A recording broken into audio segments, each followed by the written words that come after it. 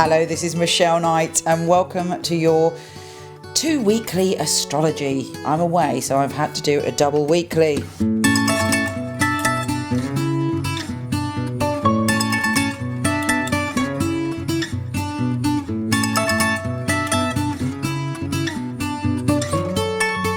And it's happy days at home because we've got some new arrivals, some wonderful, lively, beautiful little piglets that are bringing joy to my heart, and hopefully you'll enjoy watching them run around.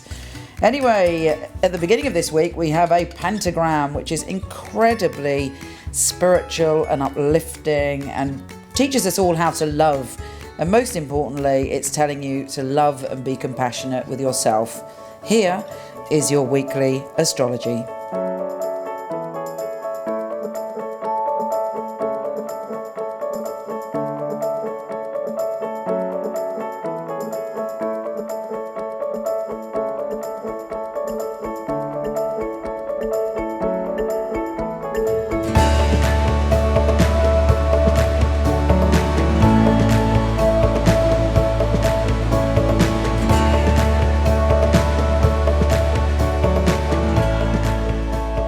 Gemini, this pentagram is involving your ruler Mercury.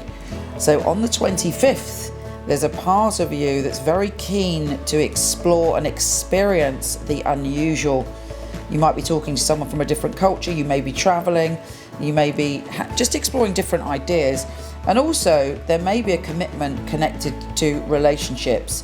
You're feeling perhaps that you need to secure yourself in some way, which is not really necessarily a Gemini thing to do, but there's a part of you that wants to, well, restriction is the wrong word, but you want to kind of dig foundations and know where you are when it comes to love. And actually that could even be letting go of something. It's not necessarily committing to someone, although it could be. Venus and Mars are conjunct within that pentagram, and they're also encouraging you to connect with people and groups of people and to find your true balance within yourself.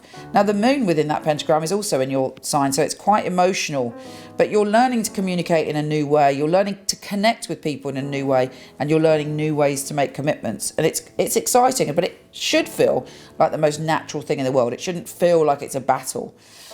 Now the Sun and Neptune are conjunct in connection with your career. Generally, over the next few months, career is quite good for you, but be careful there isn't some illusions around career in the first week of the 23rd of February.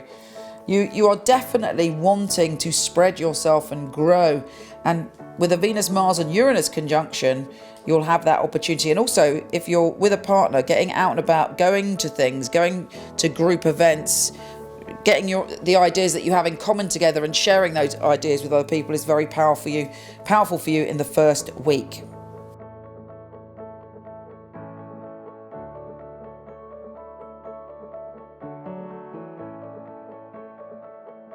Now in the second week, the week starting March the 2nd, you have we all have a triple grand fire trine. And for you, you may be feeling just very, very excitable and bouncy and just wanting to experience everything in life. And you're feeling that you're pushing yourself forward. But generally, it's just a sort of uplifting energy for you. And on the 5th, we have a full moon. Now, this full moon for you is quite emotional and sensitive. You're feeling that you want to nurture yourself, you want to nurture other people. The best place for you on the 5th is to have a date at home or have people at home who you feel very cutchy and close to, and just do lovely things like cooking for other people or watching a movie or doing stuff like that. But also you'll be feeling quite emotional about your home and your family. You're feeling very sentimental, and it's a great time to heal and talk and connect and bond with people that you consider your family. On the 6th, the Sun and Chiron conjunction opposite the moon is making you think about some of your choices actually when it has come to your career. Perhaps your family or family responsibilities has affected the way that you've been when it comes to your career, but an opportunity now to heal and find a deeper balance and maybe to find a way through that. If you've got, you've got kids, for instance, and yet you're quite into your career, perhaps you felt that you've put your kids first, or even the other way round. Whatever way round it's been, you have the opportunity to see your way through and feel as if that's healed now, as if you can move on to the next phase, as if you can understand how to create what you need in terms of who you are in the world in a new way. And that's very, very powerful stuff. Really, finding your balance this week is important. Finding the balance to give and to receive, to be vulnerable and to be supportive. And if you can get that right, you will be flying through to the next stage of your evolution. Take care, and I'll speak to you soon.